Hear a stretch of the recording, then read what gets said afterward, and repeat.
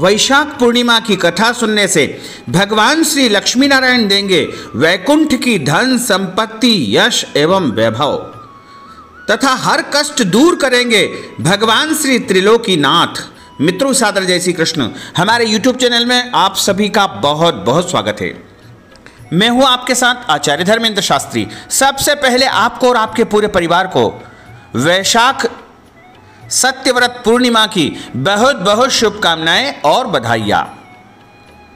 भगवान श्री लक्ष्मी नारायण से हम आप सभी के लिए प्रार्थना करते हैं कि आप सभी स्वस्थ रहे, प्रसन्न रहे और आपके घर में सुख शांति समृद्धि हमेशा बनी रहे।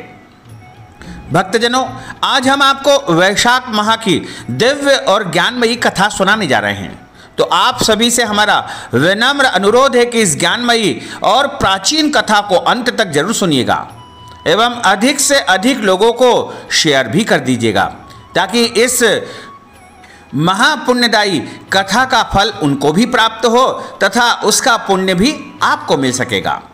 तो भक्तजनों, अब हम आपको वैशाख माह की दिव्य और ज्ञानमयी कथा सुनाने जा रहे हैं। बोलिए श्री लक्ष्मी नारायण भगवान की जय, श्री वृंदावन बिहारी लाल की जय, गोपाल कृष्ण भगवान की जय।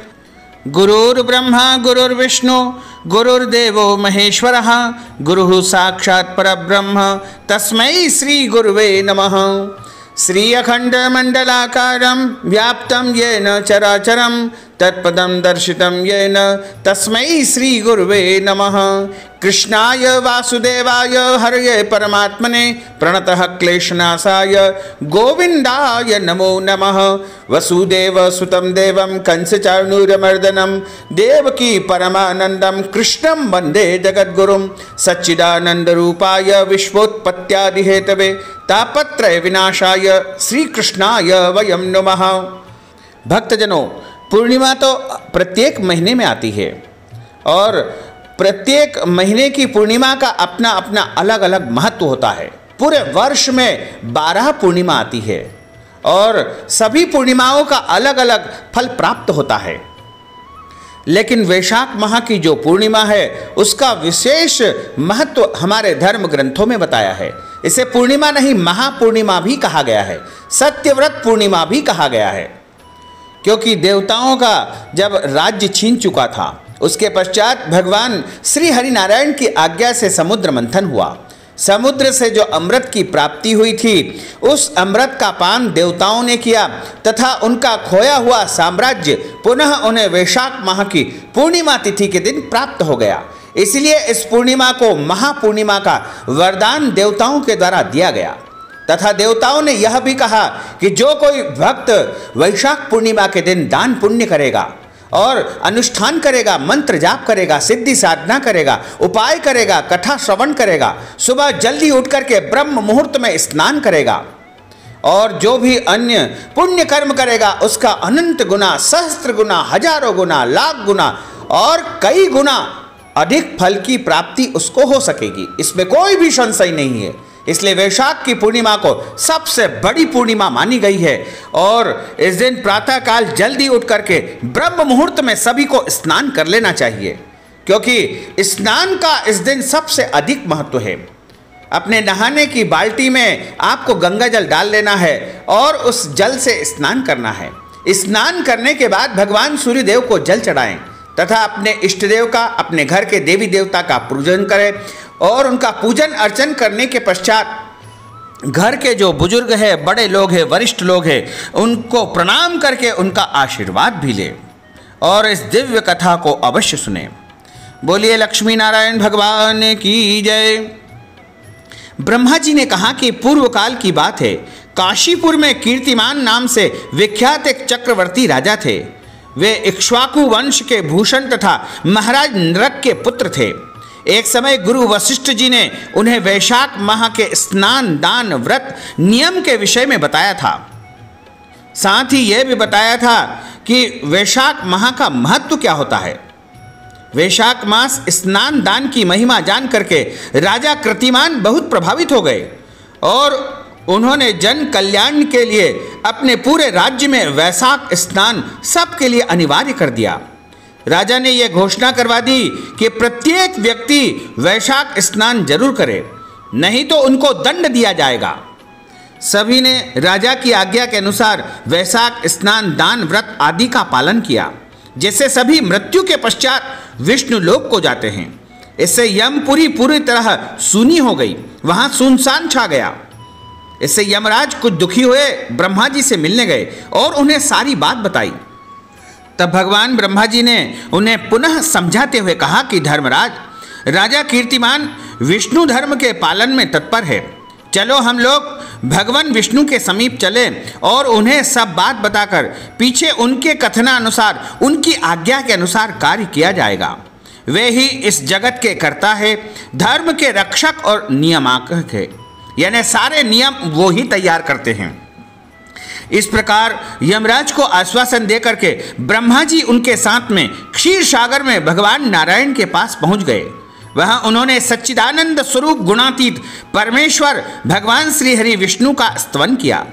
ब्रह्मा जी की स्तुति से संतुष्ट होकर के भगवान विष्णु प्रकट हुए और यमराज और ब्रह्मा जी ने तुरंत ही भगवान नारायण के चरणों में मस्तक झुका करके उन्हें प्रणाम किया। तब भगवान महाविष्णु ने मेघ के समान गंभीर वाणी में उन दोनों से कहा, तुम लोग यहाँ पर क्यों आए हो? ब्रह्मा जी ने कहा कि हे प्रभु, आपके श्रेष्ठ भक्त राजा कीर्तिमान के शासन काल में सब मनुष्य वैशाख धर्म के पालन में संलग्न होकर के आपके अविनाशी पद को प्राप्त हो रहे हैं। इससे यमपुरी पूरी तरह से सूनी हो गई है। उनके ऐसा कहने पर भगवान विष्णु हंसते हुए बोले, मैं लक्ष्मी को त्याग दूंगा, अपने प्राण, शरीर, श्रीवत्स, कौस्तुभमणि, वैजंतीमाला, श्वेतोद्दीप, वैकुंठ धाम, क्षीरसागर, शेषनाग तथा गरुड़ जी को भी छोड़ दूंगा, परंतु अपने सद्भक्तों को कभी भी त्याग नहीं कर सकूंगा। जिन्होंने मेरे लिए सब भोगों का त्याग करके अपना जीवन तक मुझे समर्पित कर दिया है, उन्होंने सर्वस्व मुझे समर्पण कर दिया है। जो मुझ में मन लगा करके मेरे स्वरूप को हो गए हैं, उन महाभाग भक्तों को मैं कैसे त्याग कर सकता हूं? और राजा कीर्तिमान को इस पृथ्वी पर मैंने ही 10,000 वर्षों की उम्र प्रदान की है। उसमें से 8,000 वर्ष तो व्यतीत हो गए हैं, शेष आयु और बीत जाने पर उसे मेरा सायुज्य प्राप्त होगा। उसके बाद पृथ्वी पर बेन नामक दुष्ट आत्मा राजा होगा, जो संपूर्ण वेदोक्त महाधर्मों का लोप कर देगा। उस समय वैशाख माह के धर्म भी छिन्न भिन्न हो जाएंगे। बेन अपने ही पाप से भस्म हो जाएगा। तत्पश्चात मैं पृथु होकर के पुनः सब धर्मों का प्रचार करूंगा। उस समय लोगों में वैशाख माह के धर्म को भी मैं ही प्रसिद्ध करूंगा। सहस्त्रों मनुष्यों में कोई ऐसा होता है जो मुझ में अपने मन प्राण अर्पित करके अपना सर्वस्व मुझे समर्पित कर देता है और मेरा भक्त बन जाता है। जो ऐसा होता है वही मेरे धर्म का प्रचार प्रसार इस दुनिया में, इस संसार में करता है। इस वैशाख के पावन पवित्र महीने में मैं वैशाख धर्म में तत्पर रहने वाले महात्मा पुरुषों तथा राजा के द्वारा समयानुसार तुम्हारे लिए भाग दिलवाऊंगा। लोक में जो कोई भी वैशाख माह का व्रत करेंगे वे तुम्हें भाग देने वाले होंगे। धर्मराज को उन्होंने समझाया, उनके वैशाख माह में बताए हुए महाधर्म का पालन में जो है कभी भी विघ्न उपस्थित न करना। यमराज को इस प्रकार आश्वासन देकर के भगवान विष्णु अंतर्ध्यान हो गए। ब्रह्मा जी भी अपने सेवकों के साथ सत्यलोक को चले गए। उसके बाद यमराज भी अपनी पुरी को पधारे। वैशाख माह की पूर्णिमा को पहले धर्मराज के उद्देश्य से जल से भरा हुआ घड़ा, दही और अन्न दान करना चाहिए। उसके बाद पितरों, गुरुओं और भगवान महाविष्णु के उद्देश्य से शीतल जल, दही, अन्न, पान और दक्षिणा के साथ कांसे के पात्र में रख करके दान पुण्य ब्राह्मण को करना चाहिए। भगवान श्री महाविष्णु की दिव्य प्रतिमा वैशाख माह की महात्म कथा सुनाने वाले ब्राह्मण को दान करनी चाहिए। उस धर्म वक्ता ब्राह्मण को अपने धन से भी पूजित करना चाहिए। राजा कीर्तिमान ने सब कुछ उसी प्रकार किया। उन्होंने पृथ्वी पर मनवांछित फलों का भोग करके शेष आयु पूर्ण होने के पश्चात पुत्र पौत्र आदि के साथ श्री विष्णु के धाम को प्रस्थान किया। इस प्रकार इस वैशाख महात्म को जो कोई भी सुनता है, सुनाता है, पढ़ता है, उनके सारे पाप नष्ट हो जाते हैं और उन्हें परम पद की विष्णु लोक की प्राप्ति हो जाती है। वैशाख माह की पूर्णिमा की एक और महत्व की कथा आती है जो इस प्रकार है। एक समय की बात है, ब्राह्मण ने पूछा कि धर्मराज, वैशाख माह में प्रातःकाल स्नान करके एकाग्रचित्त हुआ पुरुष भगवान माधव का पूजन किस प्रकार करे? आप इसकी विधि का वर्णन करें। धर्मराज ने कहा कि हे ब्राह्मण, पत्तों की जितनी जातियां हैं उन सब में तुलसी और भगवान विष्णु को सबसे अधिक प्रिय है। पुष्कर आदि जितने भी तीर्थ हैं, गंगा आदि जितनी भी नदियां हैं तथा वासुदेव आदि जो भी देवता है वे सभी तुलसी दल में निवास करते हैं। अतः तुलसी सर्वदा और सब समय भगवान श्री विष्णु को प्रिय है। कमल और मालती का फूल छोड़ करके तुलसी का पत्ता ग्रहण करना चाहिए और उसमें भक्तिपूर्वक माधव की पूजा करें। उसके पुण्य फल का पूरा पूरा वर्णन करने में कोई भी समर्थ नहीं है। जो बिना स्नान किए ही देव कार्य या पितृ कार्य के लिए तुलसी का पत्ता तोड़ता है उसका सारा कर्म निष्फल हो जाता है तथा वह पंचगव्य पान करने से शुद्ध होता है। जैसे बहुत सारे रोगों को तत्काल एक हर्रा जो है नष्ट कर देता है, उसी प्रकार तुलसी दरिद्रता और दुख भोग आदि से संबंध रखने वाले से अधिक पापों को भी शीघ्र ही नष्ट कर देती है। तुलसी जी काले रंग के पत्तों वाली हो या हरे रंग की, उसके द्वारा श्री मधुसूदन का पूजन करने से प्रत्येक मनुष्य, विशेषतः भगवान का भक्त नारायण जो है नर से नारायण बन जाता है। जो पूरे वैशाख भर तीनों संध्याओं के समय तुलसी दल से मधुअंता श्री हरि भगवान विष्णु का पूजन करता है, उसका पुनः इस संसार में जन्म नहीं होता है। फूल और पत्ती के न मिलने पर अन्न आदि के द्वारा, धान, गेहूं, चावल अथवा जौ के द्वारा भी सदा श्री हरि का पूजन करे।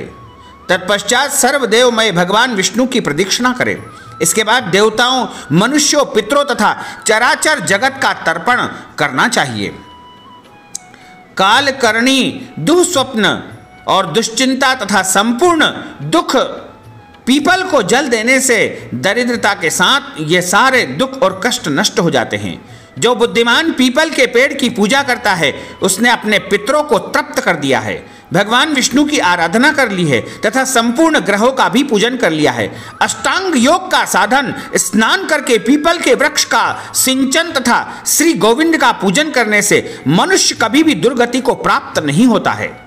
जो सब कुछ करने में असमर्थ हो वह स्त्री या पुरुष यदि पूर्वोक्त नियमों से युक्त होकर के वैशाख की त्रयोदशी, चतुर्दशी और पूर्णिमा तीनों दिन भक्ति से विधि पूर्वक प्रातःकाल स्नान करे तो सभी पापों से मुक्त हो जाता है और इस संसार में सभी प्रकार के धर्म, अर्थ, काम, सभी सुखों को भोगता हुआ अंत में मोक्ष पद को प्राप्त करता हुआ अक्षय स्वर्ग को वह प्राप्त कर लेता है।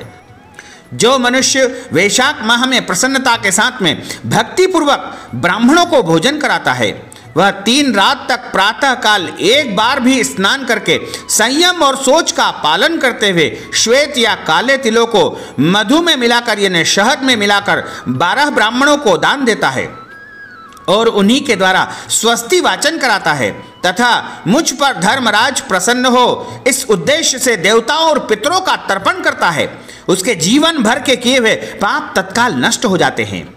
जो वैशाख की पूर्णिमा को मणिक अथवा मटके का दान करता है, जल के घड़े का दान करता है, पकवान तथा सुवर्णमय दक्षिणा का दान करता है, उसे अश्वमेघ यज्ञ का फल प्राप्त होता है। इस विषय में एक प्राचीन इतिहास मैं तुम्हें सुनाता हूं जिसमें एक ब्राह्मण का घने वन के भीतर प्रेतों के साथ संवाद हुआ था। मध्य प्रदेश में एक धन शर्मा नामक ब्राह्मण रहता था। उसमें पाप का लेश मात्र भी नहीं था। एक दिन वह कुश आदि के लिए वन में गया। वहां उसने एक अद्भुत बात देखी। उसे 3 महाप्रेत दिखाई दिए जो बड़े ही दुष्ट और भयंकर थे। ब्राह्मण धन शर्मा उन्हें देख करके पहले तो डर गया। उन प्रेतों के केश ऊपर उठे हुए थे, लाल लाल आंखें थी, काले काले उनके दांत थे और सूखा हुआ उनका पेट था। ब्राह्मण धन शर्मा ने उनसे पूछा कि तुम लोग कौन हो? यह नरक की सी अवस्था तुम्हें कैसे प्राप्त हुई? मैं भय से आतुर और दुखी हूँ, दया का पात्र हूँ, मेरी रक्षा करो। मैं भगवान विष्णु का दास हूँ, मेरी रक्षा करने से भगवान तुम लोगों का भी कल्याण करेंगे। भगवान विष्णु ब्राह्मणों के हितैषी है, मुझ पर दया करने से वे तुम्हारे ऊपर संतुष्ट हो जाएंगे। श्री विष्णु का अलसी के पुष्प के समान श्याम वर्ण है, वे पीतांबरधारी है, उनका नाम श्रवण करने मात्र से सब पापों का क्षय हो जाता है।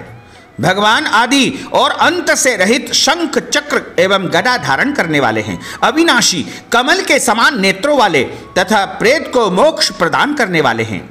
यमराज कहते हैं कि हे ब्राह्मण, भगवान विष्णु का नाम सुनने मात्र से वे पिशाच संतुष्ट हो गए, उनका भाव पवित्र हो गया, वे दया और उदारता के वशीभूत हो गए।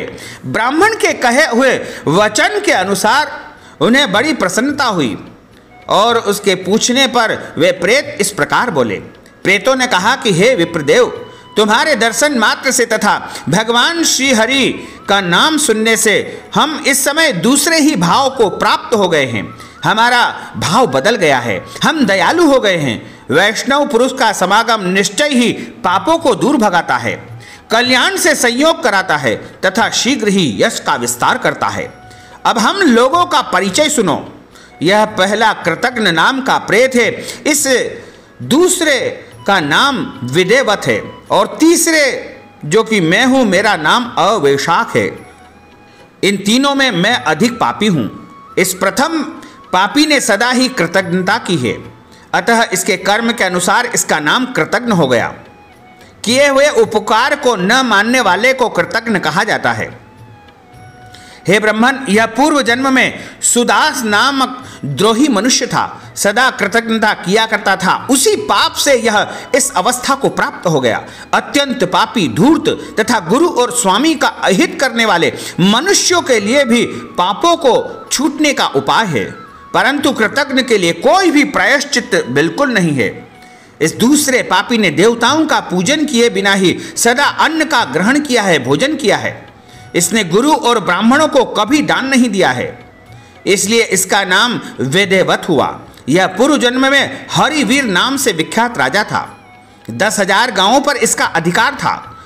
यह रोष, अहंकार तथा नास्तिकता के कारण गुरुजनों की आज्ञा का उल्लंघन करने में तत्पर रहता था। प्रतिदिन 5 महायज्ञों का अनुष्ठान किए बिना ही यह भोजन करता था और ब्राह्मणों की निंदा किया करता था। उसी पाप के कारण यह बड़े बड़े नरकों का कष्ट भोग करके इस समय वेदेवत नाम का प्रेत बन गया है। और मैं जो हूँ, मेरा नाम अवैशाख है, मैं तीसरा प्रेत हूँ। मैं पूर्व जन्म में ब्राह्मण था, मध्य प्रदेश में मेरा जन्म हुआ था, मेरा नाम गौतम था और गोत्र भी गौतम ही था। वासपुर गांव में निवास करता था। मैंने माधव मास में यानी वैशाख महीने में भगवान माधव की प्रसन्नता के उद्देश्य से कभी भी सुबह ब्रह्म मुहूर्त में स्नान नहीं किया, दान और हवन भी नहीं किया। विशेषतः वैशाख महीने से संबंध रखने वाला कोई भी कर्म मैंने कभी नहीं किया। वैशाख में मधुसूदन का पूजन नहीं किया तथा विद्वान पुरुषों को दान आदि से संतुष्ट नहीं किया। वैशाख माह की किसी भी पूर्णिमा को पूर्ण फल प्रदान करने वाला कोई भी कर्म मैंने नहीं किया। मैंने स्नान, दान, शुभ कर्म, पूजा तथा पुण्य के द्वारा उसके व्रत का पालन भी कभी नहीं किया।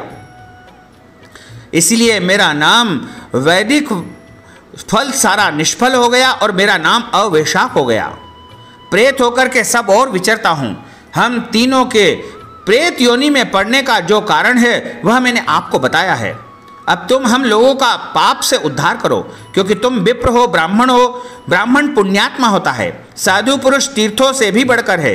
वे शरण में आए हुए महान से महान पापियों को भी नरक से तार देते हैं। जो मनुष्य सदा गंगा आदि संपूर्ण तीर्थों में स्नान करता है तथा जो केवल साधु पुरुषों का संग करता है, उनमें साधु संग करने वाला पुरुष ही श्रेष्ठ है। अतः तुम मेरा उद्धार करो। अथवा मेरा एक पुत्र है जो धन शर्मा नामक विख्यात है, स्वामिन तुम उसी के पास जाकर ये सब बात कहो। हमारे लिए इतना परिश्रम करो। जो दूसरों का कार्य उपस्थित होने पर उसके लिए उद्योग करता है, उसे उसका फल मिलता है। वह यज्ञ, दान और शुभ कर्मों से भी अधिक फल का भागी होता है। यमराज कहते हैं कि हे ब्राह्मण, उस प्रेत का वचन सुनकर के धन शर्मा को बड़ा दुख हुआ। उसने यह जान लिया कि यह मेरे पिता है जो नरक में पड़े हुए हैं। तब वह सर्वथा अपनी निंदा करते हुए बोला। धन शर्मा ने कहा कि हे स्वामिन, मैं ही गौतम का यानी आपका पुत्र धन शर्मा हूँ। मैं आपके किसी काम न आया, मेरा जन्म निरर्थक है। जो पुत्र आलस्य छोड़ करके अपने पिता का उद्धार नहीं करता है, वह अपने को पवित्र नहीं कर पाता है। जो इस लोक और परलोक में भी सुख का साधन नहीं बनता है, वह संतान किस काम की है? विस्तार कर सके वही संतान या तनय माना जाता है। इस लोक में धर्म की दृष्टि से पुरुष को दो ही गुरु है, पिता और माता। इनमें पिता ही श्रेष्ठ है, क्योंकि सर्वत्र बीज की ही प्रधानता देखी जाती है। पिताजी, क्या करूं, कहाँ जाऊं, कैसे आपकी गति होगी? मैं धर्म का तत्व नहीं जानता, केवल आपकी आज्ञा का पालन ही करूंगा। वह प्रेत बोला कि बेटा, घर जाओ और यमुना नदी में विधि पूर्वक स्नान करो। आज से ठीक 5वें दिन वैशाख की पूर्णिमा आने वाली है, जो सब प्रकार की उत्तम गति को प्रदान करने वाली है तथा देवता और पितरों के पूजन के लिए उपयुक्त है। उस दिन पितरों के निमित्त भक्ति पूर्वक तिल मिश्रित जल का घड़ा, अन्न और फल का दान करना चाहिए। उस दिन जो श्राद्ध किया जाता है वह पितरों को 1000 वर्षों तक आनंद प्रदान करने वाला होता है। जो वैशाख की पूर्णिमा को विधि पूर्वक स्नान करके 10 ब्राह्मणों को खीर का भोजन करवाता है, वह सभी पापों से मुक्त हो जाता है। जो धर्मराज की प्रसन्नता के लिए जल से भरे हुए 7 घड़े का दान करता है, वह अपनी 7 पीढ़ियों को तार देता है। बेटा, त्रयोदशी, चतुर्दशी तथा पूर्णिमा को भक्त परायण होकर के स्नान, जप, दान और हवन और माधव का पूजन करो, और उससे जो फल प्राप्त होगा हम लोगों को समर्पित कर देना। ये दोनों जो प्रेत है, ये मेरे परिचित हो गए हैं, अतः इनको इसी अवस्था में छोड़ करके मैं स्वर्ग नहीं जाना चाहता हूँ। इन दोनों के पापों का भी अंत का समय आ चुका है। यमराज कहते हैं कि ब्राह्मण, बहुत अच्छा कहकर वह श्रेष्ठ ब्राह्मण अपने घर चला गया। वहां जाकर उसने सब कुछ उसी तरह किया। वह प्रसन्नतापूर्वक परम भक्ति के साथ वैशाख स्नान और दान करने लगा, और वैशाख की पूर्णिमा आने पर उसने आनंद पूर्वक भक्ति से स्नान किया और बहुत सा दान करके सबको पृथक पृथक पुण्य प्रदान किया। उस पवित्र दान के संयोग से वे सब आनंद मग्न होकर के जो है इस मोक्ष पद को प्राप्त करते हुए विमान में बैठ करके तत्क्षण स्वर्ग को चले गए। ब्राह्मणों में श्रेष्ठ वह धन शर्मा भी श्रुति, स्मृति और पुराणों का ज्ञाता था। वह चिरकाल तक उत्तम भोग करके अंत में ब्रह्मलोक को प्राप्त हो गया। अतः यह वैशाख की पूर्णिमा की परम पुण्यमयी और समस्त विश्व को पवित्र करने वाली इस कथा को जो कोई भी सुनता है, सुनाता है, उसका जो है सारा जीवन धन्य हो जाता है। अतएव मैंने संक्षेप में तुम्हें इसका महत्व बतला दिया है। जो वैशाख माह में प्रातःकाल स्नान करके नियमों के पालन से विशुद्ध चित्त हो भगवान मधुसूदन की पूजा करते हैं, वे ही पुरुष धन्य है, वे पुण्यात्मा है तथा वे ही संसार में पुरुषार्थ के भागी है।